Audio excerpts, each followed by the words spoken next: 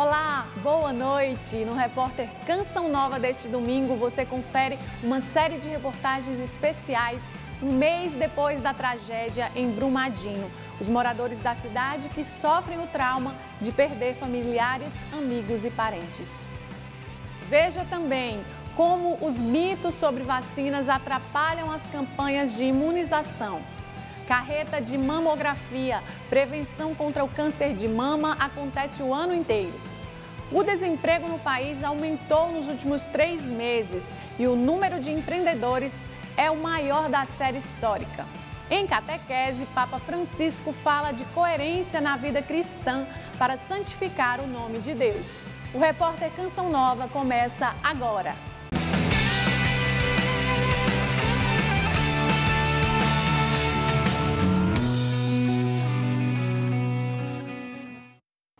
O sofrimento está na alma de cada morador. O apoio da igreja local e a espiritualidade ajudam os moradores a lidar com o luto e a ausência de pessoas tão queridas.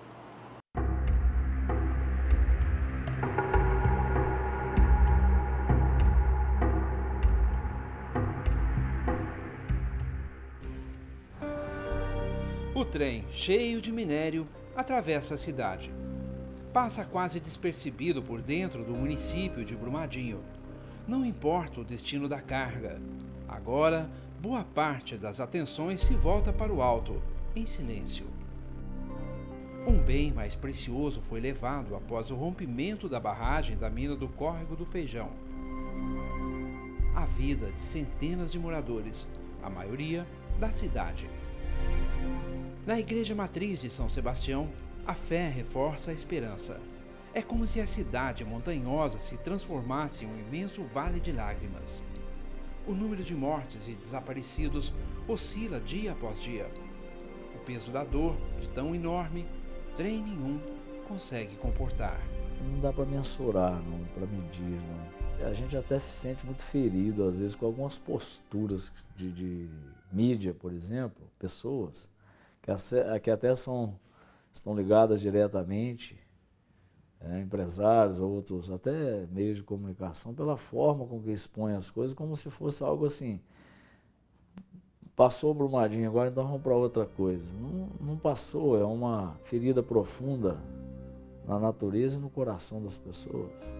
Ajudar não é só uma palavra de incentivo, é um desafio de diferentes dimensões. Passado um mês do rompimento da barragem, a dor consegue ferir a alma. Do ponto de vista espiritual, está claro que já começam a emergir situações muito complicadas. Desespero, falta de sentido da vida. Inclusive, um ou outro já começa a ter problemas físicos, somáticos, doenças.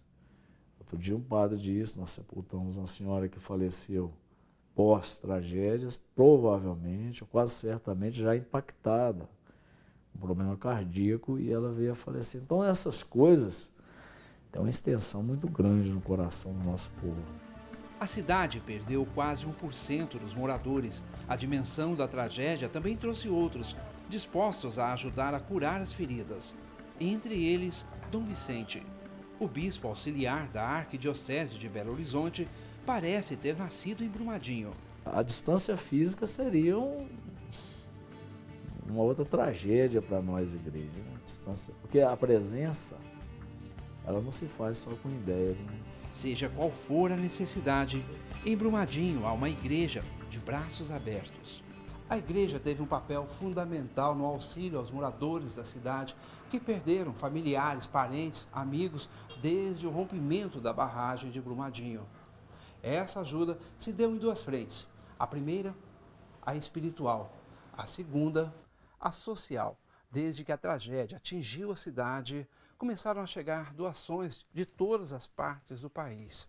Todos os dias são distribuídas aqui em Brumadinho entre 40 e 50 cestas básicas à população carente, além de produtos de higiene pessoal, de limpeza e até material escolar. Fé sem obras não tem sentido. Então essa coisa de a gente não fazer dicotomia entre espiritualidade e necessidade material, acho que a pessoa ela é uma só. Uma pessoa que precisa materialmente, espiritualmente, a igreja está como aquela que serve. As doações começaram a chegar no dia seguinte, após o rompimento da barragem. Roupas, alimentos, água. A solidariedade foi maior que o número de casas atingidas. Uma forma que nós tivemos assim, de ser igreja, igreja em saída, como o Papa nos ensina. Então, nós partimos também para esse trabalho. E louvado seja Deus, tem dado muito certo, nós estamos conseguindo ajudar muitas pessoas. Todos os dias, voluntários se comprometem tanto a oferecer o que comer, quanto a ouvir as pessoas. Dom Vicente se dedica a estreitar laços de afeto com a comunidade.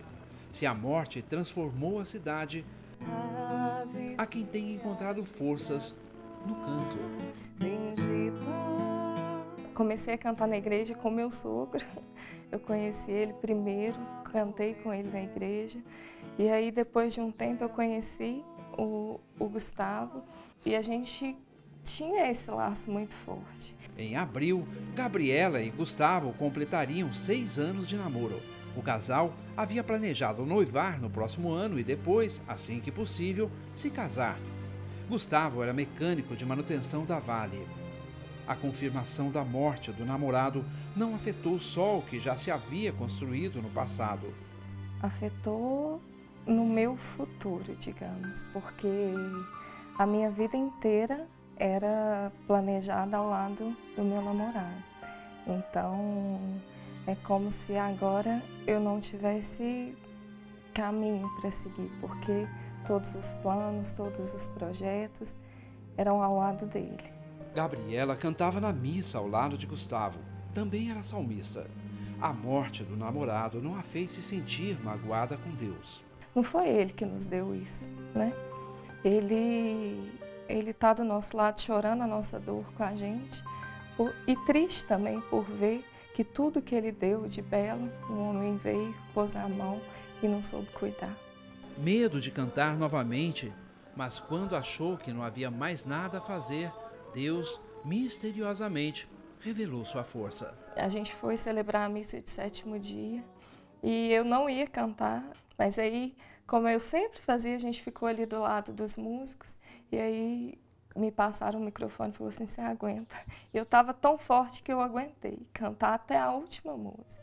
Onde está, ó morte, a tua vitória? Já tiraram de mim tanta coisa, que a única coisa que Deus me deixou, que foi o dom que eu tenho para servir a Ele, eu não posso deixar que cale.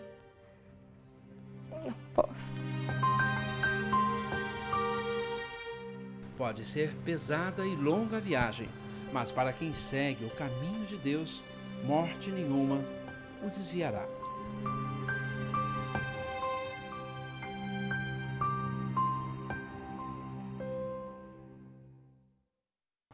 Brumadinho vive dias de dores e desafios em busca da reconstrução depois da tragédia na educação, saúde, no comércio e o difícil recomeço da cidade, a devoção de uma família que perdeu o filho no dia do rompimento da barragem do Córrego do Feijão, traduzem a alma de Brumadinho. Minas não tem mar, mas o prefeito de Brumadinho tem um oceano de preocupações pela frente. A começar pela saúde. Eu vou ter que fechar os PSFs todos, que é o posto da saúde da família, que tem um médico, um enfermeiro, 2 auxiliares de enfermagem, um agente de escritório e uma faxineira. Temos 6. Nós temos 26 PSFs espalhados dentro do município. O comércio também pode ir, se é que já não foi. O comércio, quem vendia 15 mil na primeira quinzena, está vendendo 2 mil. E a educação? A faculdade ASA de Brumadinho, a faculdade que tem aqui, os alunos dela estão, a maioria, transferindo com medo da barragem estourar e pegar eles. A coordenadora nossa do curso de Direito e coordenadoras dos TCCs dos alunos, ela faleceu também na tragédia. 1 milhão de metros cúbicos de rejeitos minerais espalhados ao longo da cidade trouxe prejuízos incalculáveis. Brumadinho, assim como dezenas de cidades mineiras, simplesmente depende da mineração quase de forma exclusiva para existir. 80% da nossa economia do município vinha praticamente da Vale, que através dela gira o ISS, o ICM, os empregos, a Senda, é uma cadeia, porque as outras mineradoras do município vendem para a Vale. A Justiça também mandou fechar mais 3 mineradoras, que gera maior número de empregos aqui, a Justiça mandou fechar, com medo de barragem. Então fechou a Vale mais 3. Então nós estamos com a cidade toda desempregada. Brumadinho é uma cidade muito próxima da capital e ao mesmo tempo isolada. Acesso é complicado. Aqui quase não tem empresa. E agora, para recomeçar, sem a mineração, vai ser difícil. Difícil, uma palavra que se tornou comum na boca de quem vive em Brumadinho, uma cidade tipicamente interiorana. Qualquer rua que você passar hoje, você vai encontrar com alguém chorando, com alguém lamentando, com perda, com filho, com um amigo. O alerta do prefeito é prenúncio de uma avalanche ainda pior que a dos rejeitos minerais da barragem do Córrego do Feijão. Já houve tempos melhores, deve pensar Dona Maria Aparecida Fernandes e o irmão Deleira Viola, ambos descendentes do prefeito Jota, que governou Brumadinho entre 51 e 54, praticamente uma década antes da criação da Companhia Vale do Rio Doce. Era um tempo promissor. A estatal transportava o minério até o Porto de Vitória. De lá, através do tempo, se expandiu, ganhou o mundo.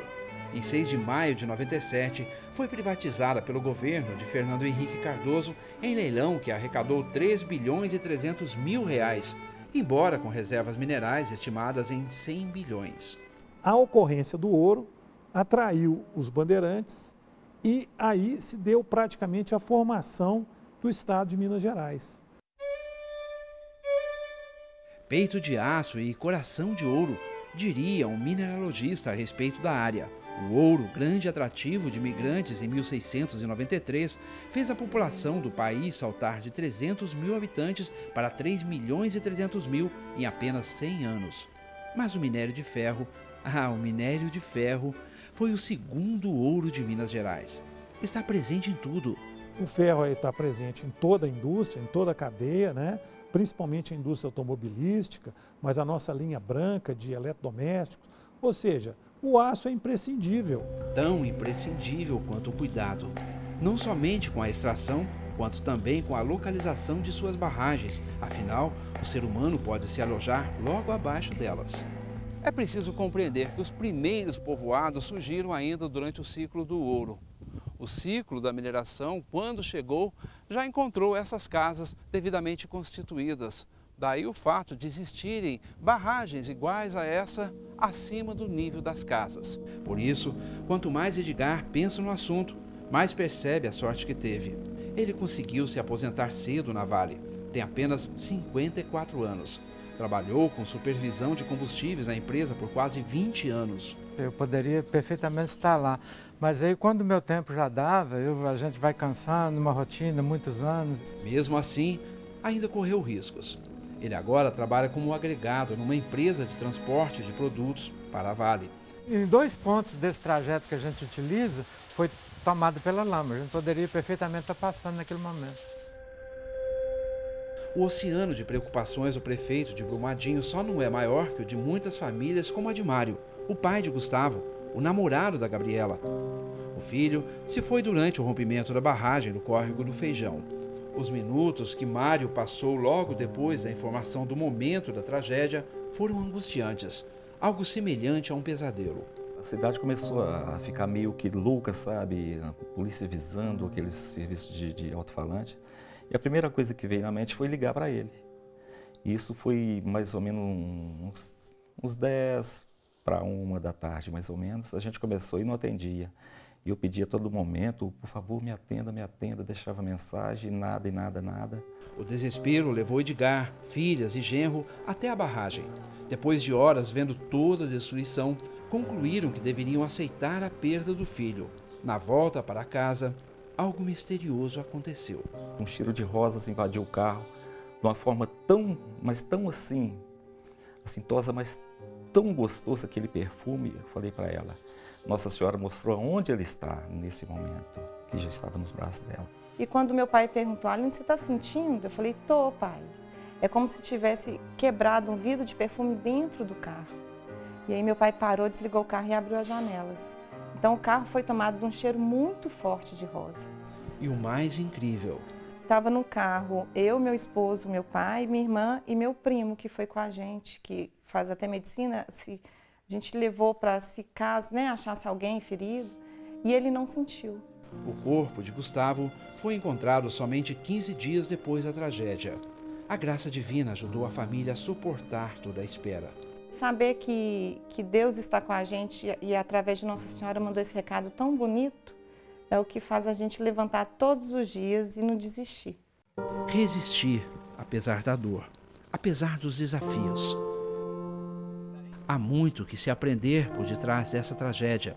O prefeito luta para manter a cidade em pé, enquanto muitas famílias buscam preencher o vazio que percorre a cidade. Muitos ainda estão reaprendendo sobre a vida. Eu creio no Deus de milagre, mas eu creio também que o Deus não precisa fazer um milagre na nossa família, pode ser em qualquer uma.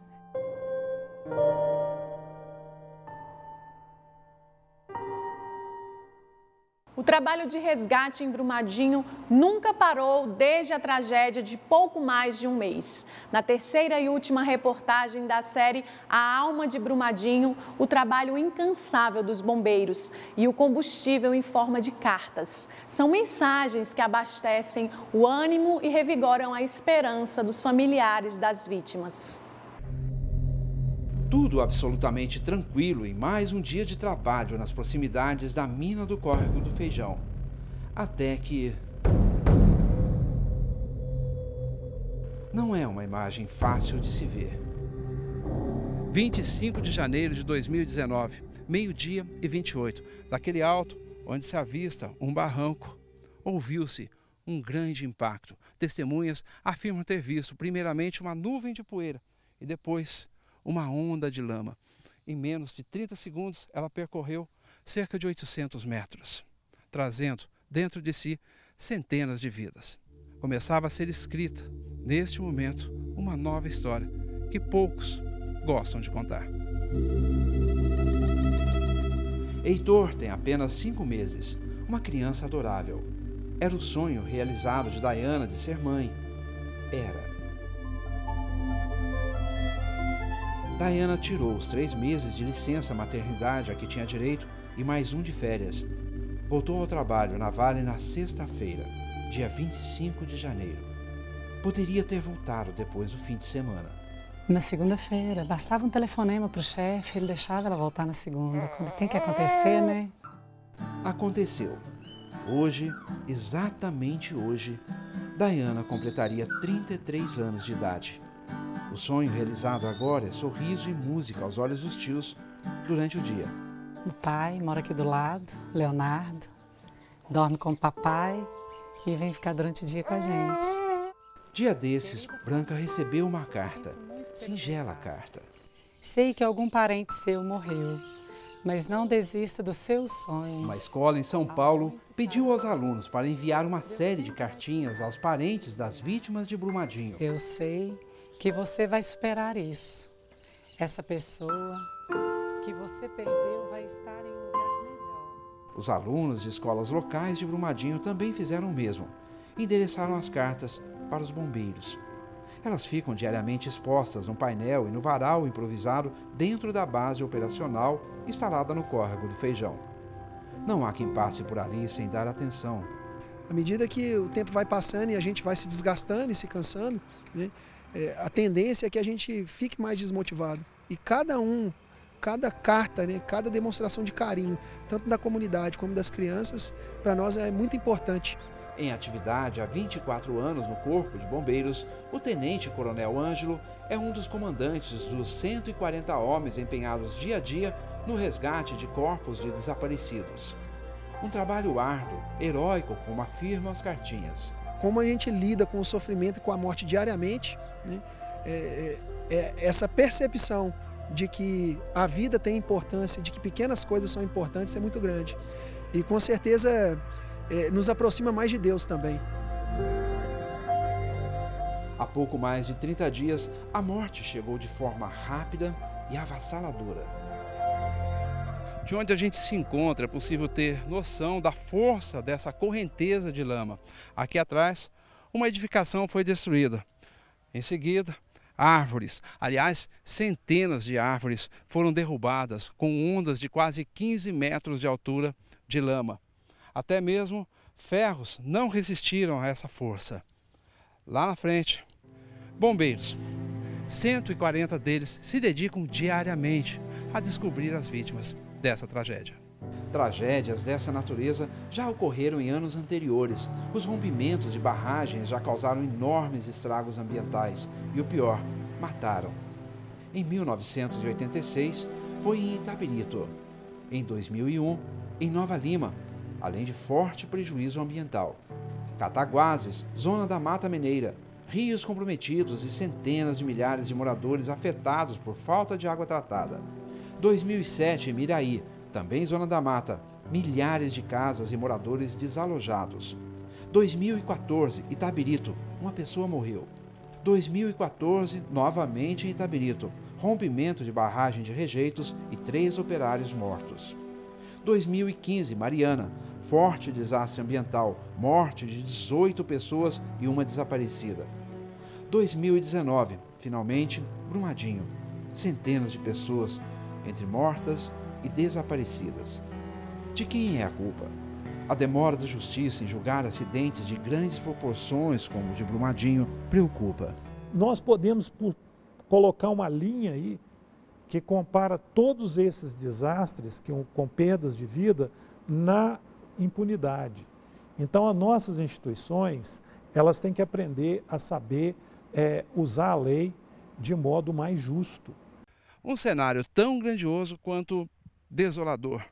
Uma situação em que a Vale, a segunda maior mineradora do mundo, detentora de 80% de toda a produção nacional, não poderá deixar de responder. A responsabilidade do acidente é da Vale. Responsabilidade é diferente de culpa. Responsabilidade porque a operação é dela. Uma forma de evitar desastres seria a busca de maior controle, maior fiscalização. Mas só o governo federal pode fiscalizar. Como só ele pode fiscalizar e ele não tem fiscais, não há fiscalização. E onde falta fiscalização, sobra um lamaçal de sonegação. Há uma impunidade absurda, há uma sonegação louca. A expectativa, a visão do antigo DNPM, agora a agência, a nossa, do Instituto de Justiça Fiscal do Rio Grande do Sul, é que para cada R$1 de CEFEM recolhida no Brasil, tem 2 sonegados. Os royalties são o pagamento que cada município recebe baseado no lucro da mineradora. Todo o minério de ferro é propriedade da União ou do povo brasileiro. Uma tonelada de ferro vendida é uma tonelada a menos de ferro da nação. O percentual dos royalties recebidos pelas cidades com mineradoras é de 3,5%. Nós não estamos falando de minério de ferro, nós estamos falando de minério de ferro, de manganês, de calcário, de todos os insumos para se fazer fertilizantes, de pedras preciosas, de gemas, de ouro, de agregados de construção civil, areia, quartzo, granito, quartzito, água mineral. Todo mundo deveria pagar CEFEM. Minas Gerais tem 300 e poucos municípios mineradores, mas a concentração de CEFEM acaba que fica em torno de 30. Tem prefeitos que não sabem nem o que tem de atividade na cidade dele, nunca viram R$1 de royalties. Um desastre ambiental gera mais que prejuízo ao meio ambiente. São vidas humanas, que valem mais que qualquer royalty. Basta você pensar que se fosse seu filho, se fosse sua mulher, se valia qualquer royalty desse mundo. É preciso repensar o modelo de exploração mineral. Nós temos que focar essa matriz econômica no ser humano e não nos elementos, nas métricas econômicas. A medida é o respeito. O apreço de uma simples carta, como as enviadas aos bombeiros, ou a de Ana Cecília, de apenas 10 anos, a Branca, irmã de Dayana. Eu lamento muito pela perda de Brumadinho, mas eu sei que eles vão conseguir superar isso e Deus vai ajudar essas pessoas, porque Ele sempre ajuda as pessoas no momento que elas mais precisam. A medida é a consideração pela dor de até de quem não se conhece. Hoje, Ana Cecília conheceu a irmã de Dayana, virtualmente. Eu espero que você fique bem Deus sempre vai te amar, não importa a situação que você esteja. Amém. Amém. Fico muito feliz, tá? De poder esse contato com você, eu sempre fico se mandando. Tá. Deus manda através do perdoso o acalento, né? A tragédia trouxe a Brumadinho um misto de sentimentos. Prantos que vagueiam em música e música em oração, para que as lágrimas semeiem um novo amanhã. Deus tem muitas maneiras de conversar. Eu adorei falar com você e eu sei que você vai todo dia ler minha cartinha e ver que Deus está cuidando dessa pessoa que faleceu e também vai cuidar de você. E pense que ela está em um lugar melhor, porque ela está. Como diria Santo Agostinho, a medida do amor é amar sem medidas.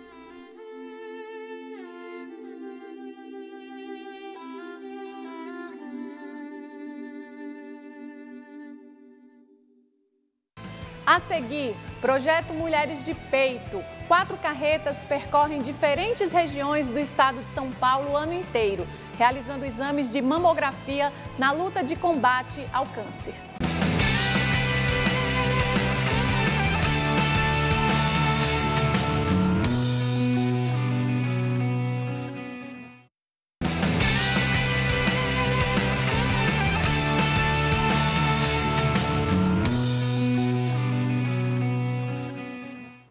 Estamos de volta e agora vamos falar sobre os benefícios da prática de esporte para a saúde, que não é novidade para ninguém.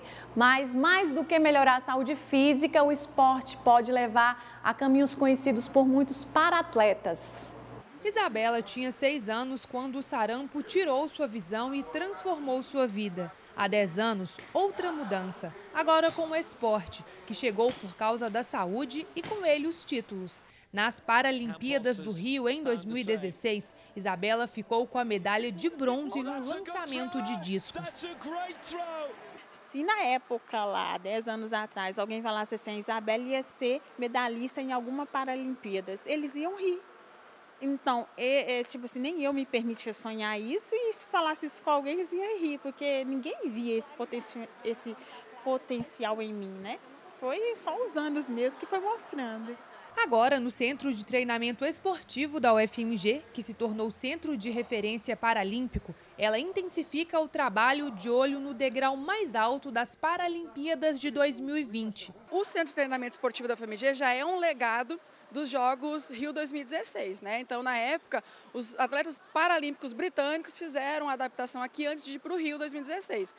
Tudo isso, né, fomentou que a gente conseguisse um apoio do Ministério, o antigo Ministério do Esporte, hoje o Ministério da Cidadania, no qual o esporte está incluído, para que a gente pudesse desenvolver ao longo dos próximos 2 anos esse projeto aqui na UFMG. Marcela encontrou há 4 anos no paraatletismo uma fonte de superação, depois de perder os movimentos da perna por causa de um tumor na medula. O esporte é importantíssimo para qualquer pessoa, mas eu acho que para a pessoa com deficiência, eu acho que ela se encontra mais no esporte depois que tem alguma coisa, como eu tive, justamente por isso. Por ocupar, e aí você motiva, você tem motivação de novo para fazer as coisas. Para o paraatleta, praticar um esporte é sinônimo de superação constante. Já para quem não tem deficiência, o convite é se colocar no lugar dessas pessoas para entender como superar os desafios. Por isso, o Centro de Referência também oferece cursos de capacitação para profissionais de educação física. A ideia é compreender as necessidades de cada paraatleta. O que eu posso fazer para tornar o ambiente mais seguro, mais acessível. Então, é uma experiência que contribui muito para essa compreensão do outro e das dificuldades que ele pode apresentar, bem como as suas necessidades. Esse trabalho é o pontapé, a gente pensa já em fazer outros, a gente vê muita vontade dos professores em aprender e a gente quer muito ensinar. Então, acho que a gente está casando o útil ao agradável. É incentivar o surgimento de outras Isabelas que inspirem novas Marcelas a trilharem um novo caminho cheio de oportunidades e de possíveis mudanças. Se me falasse, eu jamais falaria, não, vocês estão doidos, gente, eu não vou fazer jamais um esporte e ser atleta, viver disso. Hoje eu vivo disso, né? E assim, eu amo. O esporte vem a superar tudo. Eu sou testemunha viva disso. Tudo pode acontecer, qualquer tipo de deficiência tem o seu espaço no esporte. Há pouco mais de um ano para as Olimpíadas, a gente já começa a mostrar algumas promessas do Brasil.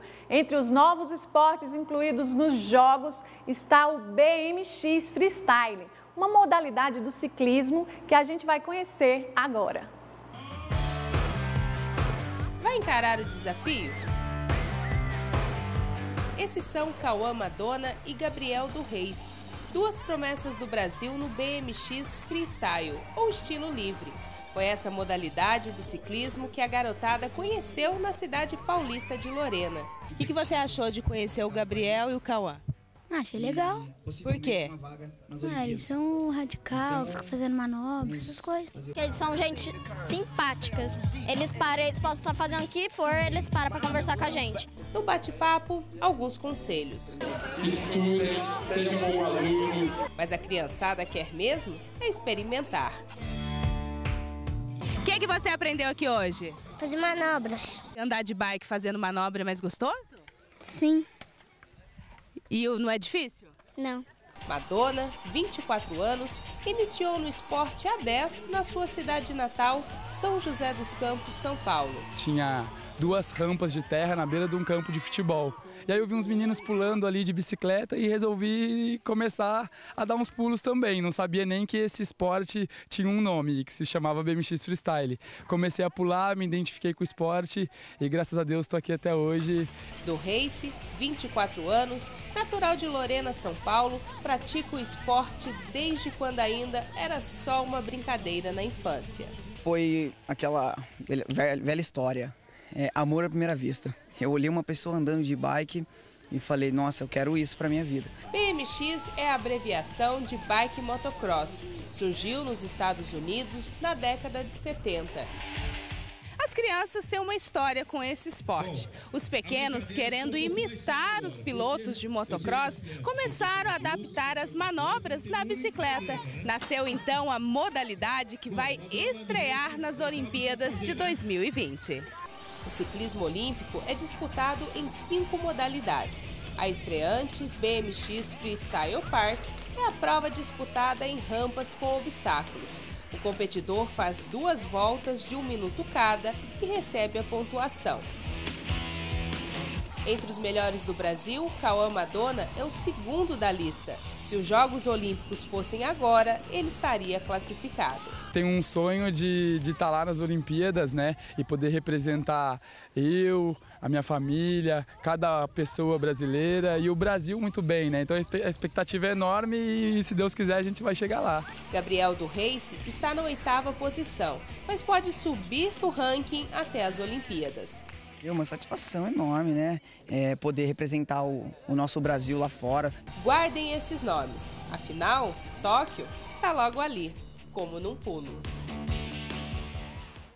Ainda falando sobre saúde, em São Paulo, a prevenção contra o câncer de mama acontece o ano inteiro. A carreta da mamografia estacionou em Aparecida, aqui no interior do estado, para atender e conscientizar sobre os riscos da doença. Essa turma madrugou. Cheguei cedo, cheguei às 5h30. O esforço tem motivo justo. Hoje foi mais um dia de exames gratuitos de mamografia para mulheres a partir dos 35 anos. O projeto Mulheres de Peito acontece há 4 anos. 4 carretas como essa percorrem diferentes regiões do estado de São Paulo o ano inteiro. Não foi a primeira vez que Sônia veio se prevenir contra a doença. Já é a 2ª vez que eu faço, foi muito rapidinho e tranquilo. E é bem rápido mesmo. O veículo tem conversor de imagens analógicas em digitais. O resultado sai em poucos dias. As pacientes que têm até 49 anos trazem pedido médico.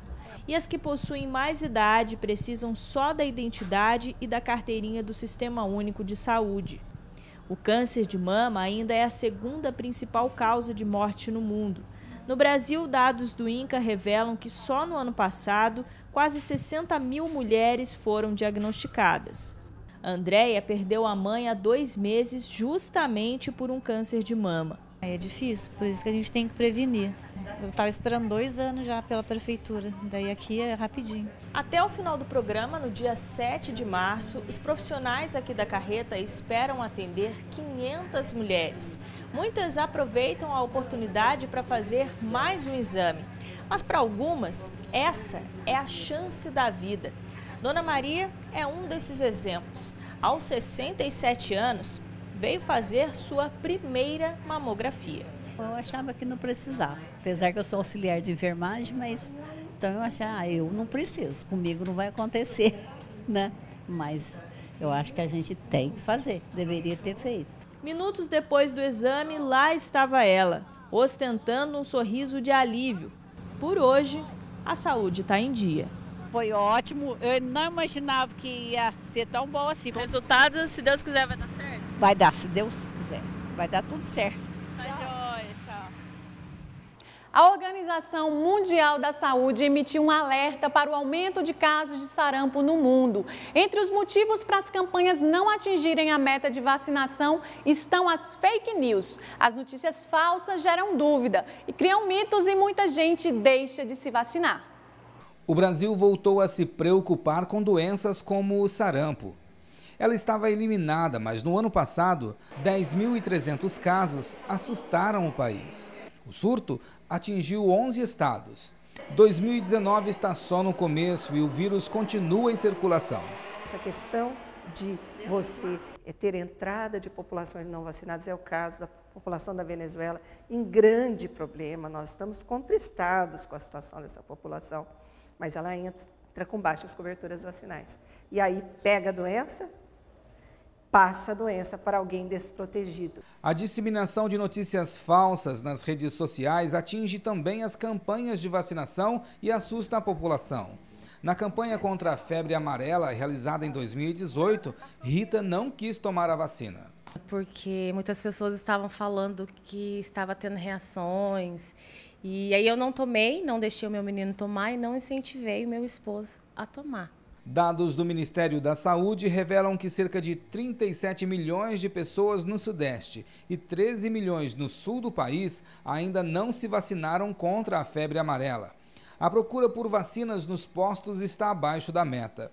Em 2018, no Brasil, quase metade dos municípios não cumpriu a meta de vacinar 95% das crianças de 1 a 5 anos. Uma situação de risco de uma criança pegar, por exemplo, um sarampo, que é uma doença grave, que deprime a imunidade, que complica com várias coisas, potencialmente podendo ir à morte, né, por causa de uma falta de vacinação. Para a Organização Mundial de Saúde, além das notícias falsas, o colapso dos sistemas de saúde em diversos países aumentou em 30% os casos de sarampo no mundo. Além do sarampo, pólio, difteria e tétano, doenças consideradas erradicadas podem voltar a circular no Brasil se a cobertura de vacinação não aumentar. As epidemias acontecem justamente porque não tem a imunização, né? Então, eu acho essencial trazer principalmente as crianças para tomar as vacinas. Fake news e teorias de que vacinas não fazem efeito trazem dúvidas e medo a muita gente. Reações locais, como dor, um vermelho, uma parte que a gente chama de induração, uma região dura, né? Febre, né? Alguma coisa desse tipo. Porém, entre uma febre vacinal e uma febre amarela, que é uma doença que dá uma lesão de fígado, com falência de fígado e de rins, e que mata, é preferível a vacina e a febre. Você tem que perguntar, né, para os médicos e seguir a orientação deles. Rita, que fugiu da vacina no ano passado, se comprometeu a tomar esse ano. Eu pretendo enfrentar esse medo e não deixar que a doença entre na minha casa. Tome a vacina. Se você já teve a doença e não sabe, por um acaso, o seu corpo só vai recordar e formar bastante anticorpos. O desemprego no país aumentou nos últimos 3 meses, segundo o IBGE. Com isso, o número de trabalhadores por conta própria bateu recorde histórico. É a maneira encontrada para driblar a falta de trabalho. Em 2015, o metalúrgico virou empresário do ramo da estética. E junto comigo foi eu, minha filha, meu filho, nós 3 trabalhávamos dentro da companhia e fomos desligados no mesmo período. Aí nos vimos desempregados.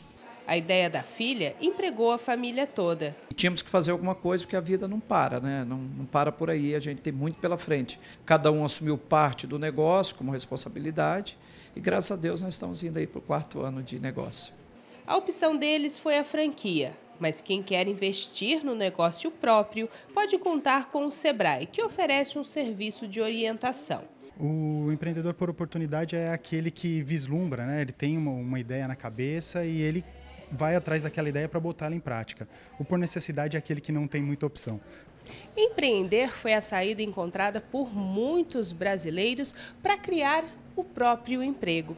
Em 2018, o número de pessoas que trabalhavam por conta própria ou no mercado informal foi maior que o emprego com carteira assinada. A informalidade é uma alternativa para a falta do desemprego. Como eu tenho que continuar a viver, pagar as contas, né?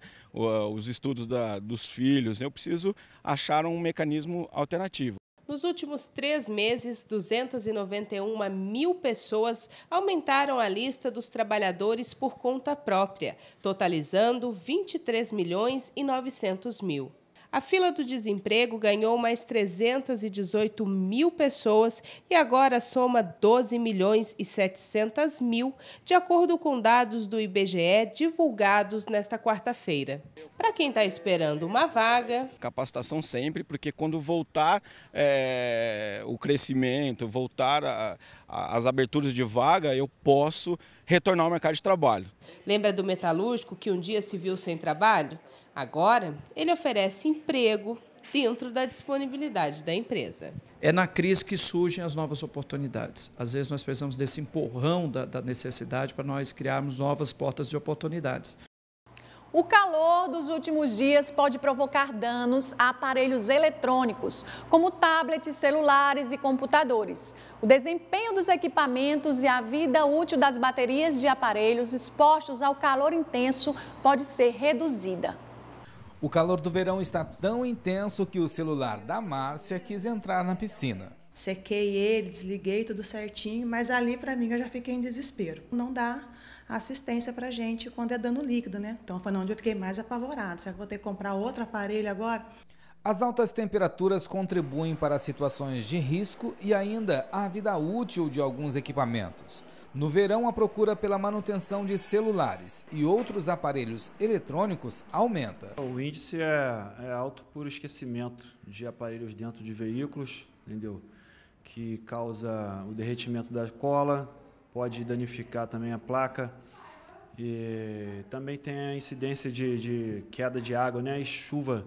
Os aparelhos atuais contam com várias proteções, porém o mau uso pode causar prejuízo e até gerar acidentes. Está carregando e está manuseando, ou talvez deixa carregar até um pouco mais, né? Porque a gente acha assim, nossa, carregou 100%, mas eu vou deixar só mais um pouquinho para carregar os 200%. O problema não está no calor do verão, mas em deixar o celular, tablet e outros equipamentos eletrônicos expostos a altas temperaturas durante muito tempo e com frequência.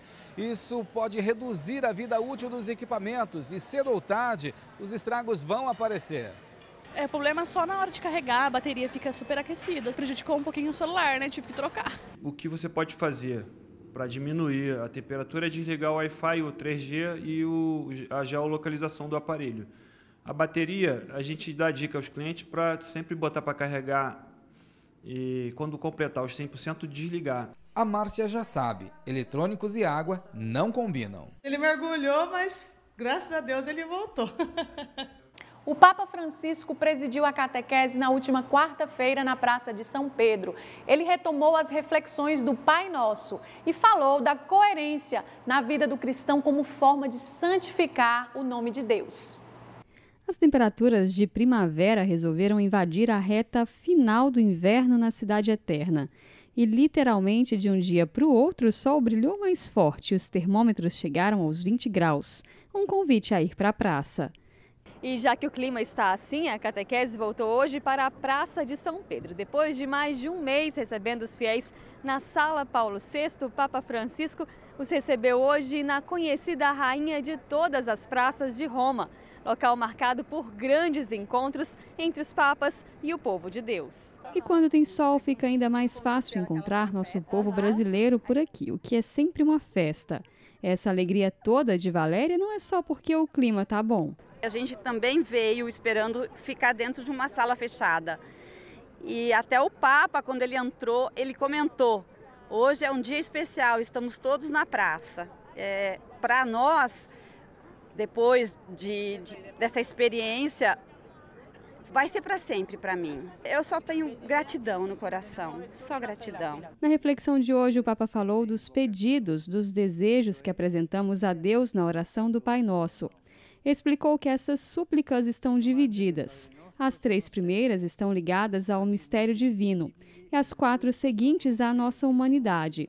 São graças que precisamos coletivamente no nosso dia a dia, como o alimento, a proteção contra o mal. O Papa afirmou que aí contém um grande ensinamento sobre a matriz da oração cristã. Nela se contempla o mistério, o amor de Deus, mas também se apresenta com sinceridade e coragem as próprias necessidades. Essa intimidade nasce da experiência que fazemos com um Deus que nos conhece, para o qual não somos um enigma. E citou a experiência de uma mãe que, quando vê o filho, já sabe se está bem ou não. O conhece mesmo sem que ele se revele. O Papa destacou ainda o primeiro pedido feito na oração do Pai Nosso para que seja santificado o nome de Deus. E aí está o desejo de Jesus de que todos amem a Deus pelo que Ele é verdadeiramente. E afirmou que também nós somos convidados a santificar o nome de Deus através das nossas ações. Nós manifestamos a santidade de Deus para o mundo. Deus é santo, mas se a nossa vida não é santa, tem uma incoerência. Isso escandaliza as pessoas. A santidade de Deus precisa se refletir através das nossas ações na nossa vida. Nelle nostre azioni, nella nostra vita. Francisco disse ainda que a santidade de Deus é forte e vence. O mal tem os dias contados, disse ele, e afirmou ainda que o Espírito Santo trabalha em segredo pela redenção do mundo. E uma coisa é certa: Deus nos ama, deu a vida por nós, e é o mal que precisa ter medo. Il male ha i giorni contati. O repórter Canção Nova fica por aqui. Nós nos encontramos no próximo domingo. Até lá!